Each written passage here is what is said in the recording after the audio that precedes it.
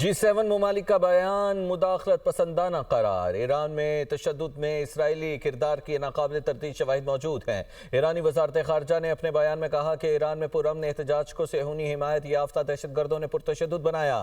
8 سے 10 جنوری کے دوران مظاہرین اور سیکیورٹی اہلکاروں پر حملے کیے گئے۔ امریکی اور اسرائیلی حکام کے بیانات تشدد پر اکسانے کا واضح ثبوت ہیں۔ موساد سے تربیت یافتہ دہشت گرد گروہوں کو اسلحہ فراہم کیا گیا۔ سیکیورٹی اداروں نے دہشت گرد نیٹ ورک کو ناکام بنا کر بھاری مقدار میں اسلحہ برآمد کیا۔ G7 ممالک نے مظاہرین کے خلاف کریک ڈاؤن کرنے پر ایران کو پابندیوں کی دھمکی دی تھی۔ G7 ممالک کا بیان مداخلت پسندانہ قرار۔ ایران میں تشدد میں اسرائیلی کردار کی ناقابل تردید شواہد موجود ہیں۔ ایرانی وزارت خارجہ نے اپنے بیان میں کہا کہ ایران میں پرامن احتجاج کو صہیونی حمایت یافتہ دہشت گردوں نے پرتشدد بنایا۔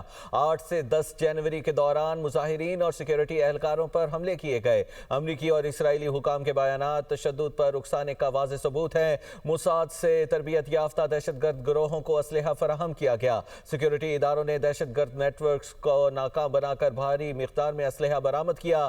G7 ممالک نے مظاہرین کے خلاف کریک ڈاؤن کرنے پر ایران کو پابندیوں کی دھمکی دی تھی۔